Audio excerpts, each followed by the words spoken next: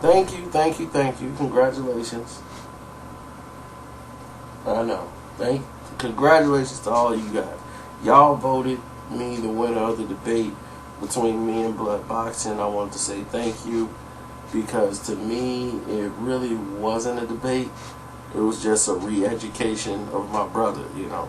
Sometimes they get so much pollution out there, it just ends up clouding people's judgment. And my brother just got a little clouded, you know. His judgment got a little messed up. So if you go listen to his page, you'll see he got some great insight on boxing. But, you know, his judgment got clouded. Because you got to remember, this is the same guy that loved the fight Mosley and Mayweather was fighting. Loved it when it was happening. Then it was over. Mayweather cherry-picked Mosley. And Mosley was done. But Mosley was the #1 welterweight in the world at that time. Find me somebody who said Mosley was done when he came in the ring and challenged Mayweather to a fight. Only people that said Mosley was done and Floyd was going to lose was after the fact, and those guys were packed times. I can't find one person that said Mosley's old, he's through, he's done at that point. They thought Mosley's the only guy that could beat Floyd. Why don't Floyd fight him? He came in the ring, he called him out. So, you know, like I said, your mind got clouded. Just like with the Super 6. They clouded you. And everybody else. I told you this tournament was made for design for Andre Ward. It was. I like the idea that they did a tournament like this. It was fun. It was good promotion for the sport of boxing. But let's be serious. Let's be really serious here. The Super 6, I didn't want to take this direction with you because of the fact that I didn't want to really, I like Andre Ward, so I didn't really want to go in this direction. But since this is my victory celebration speech, let's go through it real quick. Y'all love the idea that it was a tournament, that y'all never really looked at the fighters. I know you did. But I'm going to do that for you right now. Jermaine Taylor, for instance, let's start with him. The guy had just lost 2 fights to Kelly Pavlich. Went up to 168, he fought, who's that, left hook Lacey. And he beat him by decision. Then that was his first fight at 168. His next fight at 168 was for the title against Carl Froch. Froch knocks him out in the last round. Ding, now he's in the Super 6.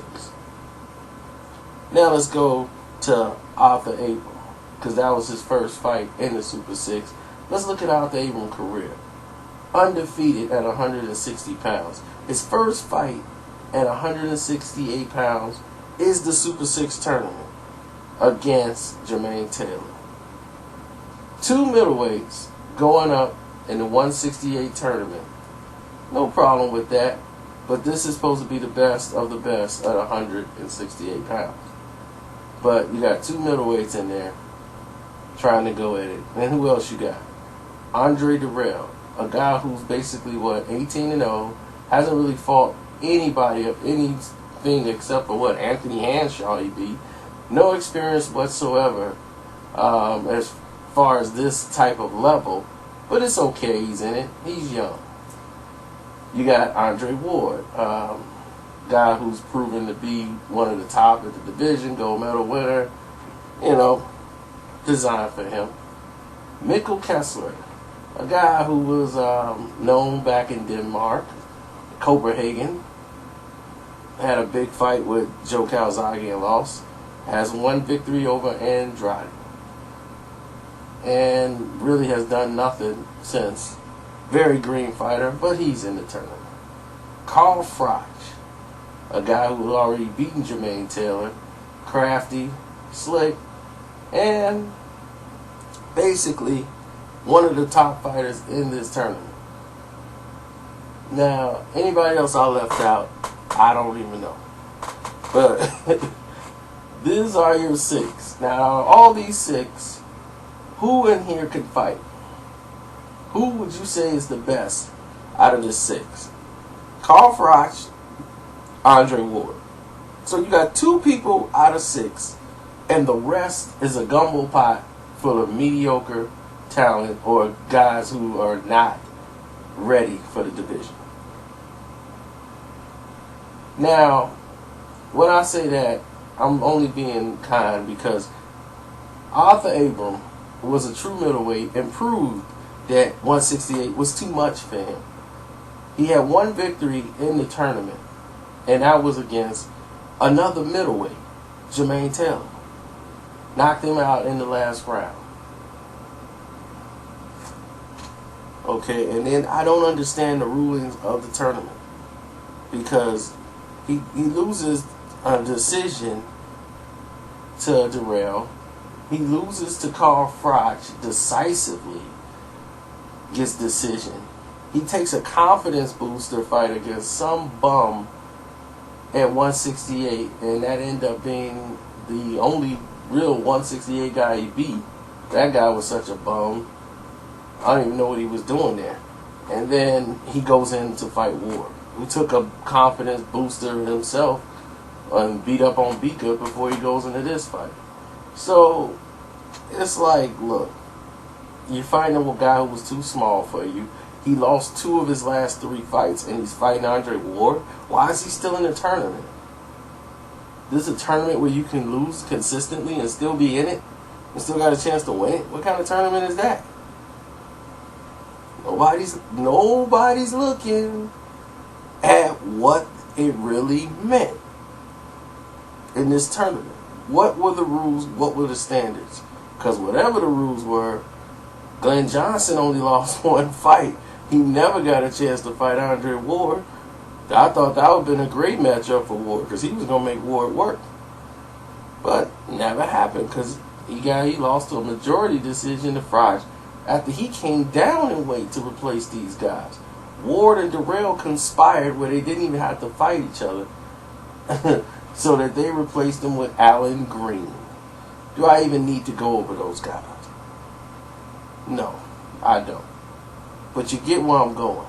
Going into this tournament, the number 1 ranked guy at 168 pounds was Lucian Bute. After he knocked out Andrade, everybody was Bute crazy. Lucian Bute was the man. Who's he going to fight next? Come on, Andre Ward.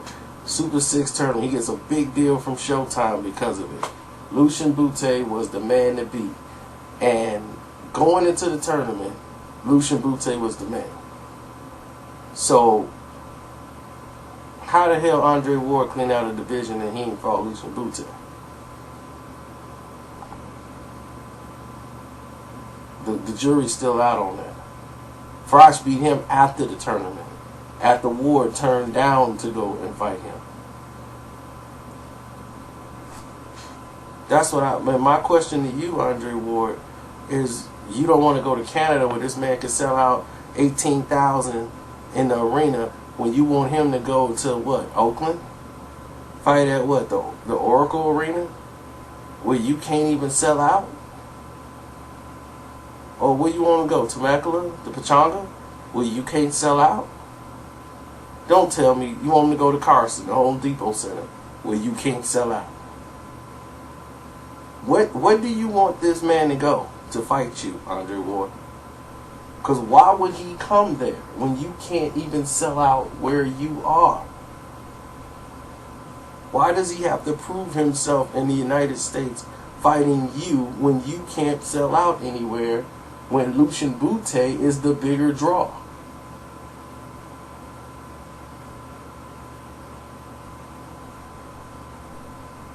I mean, it only makes common sense.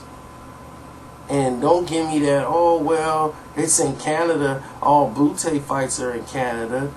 Why he don't fight away from home? When he did, he lost to Froch.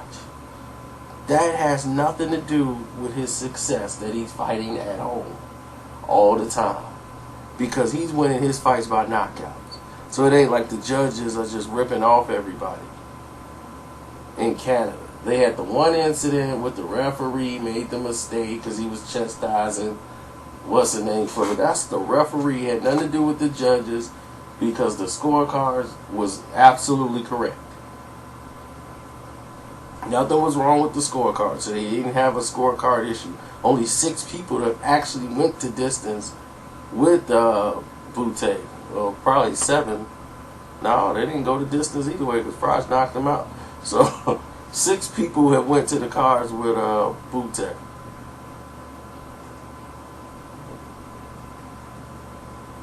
So like y'all say, styles make fights, right? Look what he did to Miranda and Andrade and people that Glenn Johnson. Look at what he did to them. And look at what everybody else did with those guys. They struggled. Styles make fights. I want to see what him and Ward would look like in a ring. If Ward gonna destroy him easy, I love to see it because I don't believe it.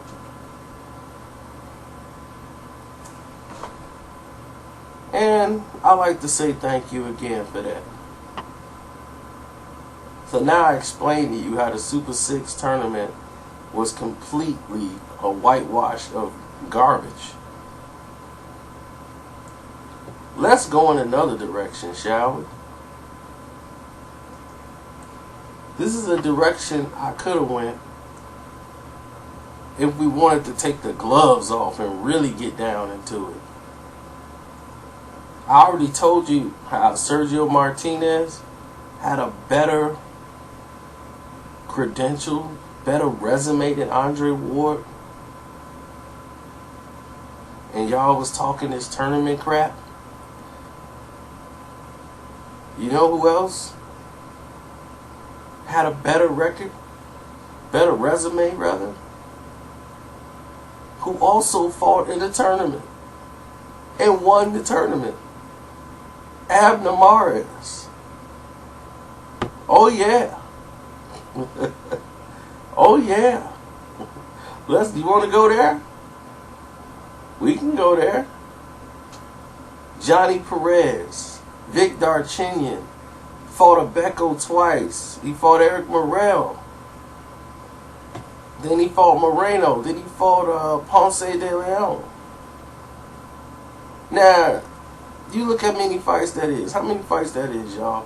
1, 2, 3, 4, 5, 6, 7, 8 fights in a row. He have fought top-notch competition in his last 8 fights.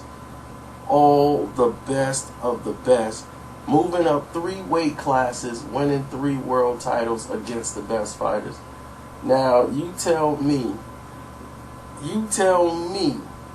Andre Ward had a better resume than this guy? And he won the bantamweight tournament. So, I guess that makes him,